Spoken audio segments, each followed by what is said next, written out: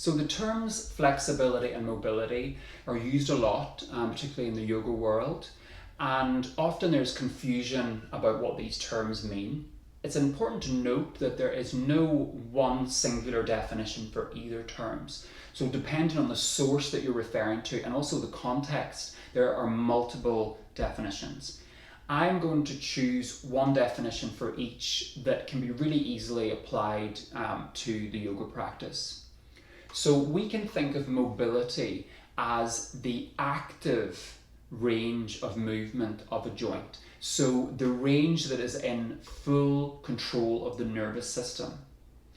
And then flexibility is actually moving beyond the active range into the passive range by either using gravity or an external force.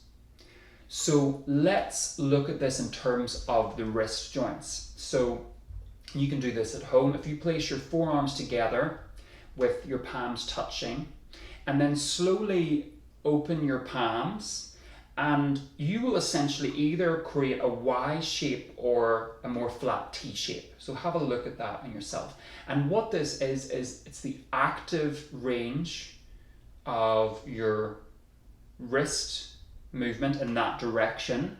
And this is talking about mobility of the wrist joint. And what you can do now is remove one hand and use external force to create more movement.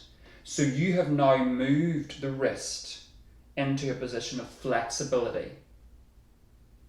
So beyond the control of the nervous system. Okay, so we will look at this in more detail in a later module, but if, say, in every plank pose that you do, if you're always having your shoulder directly above your wrist, then you are taking your wrist into a 90-degree angle. And for most of us, that has taken us into our flexible range.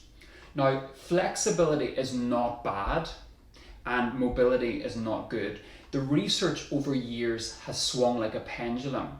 So in the past, there was a focus on flexibility. It was the gold standard. It was the thing that was going to prevent injury.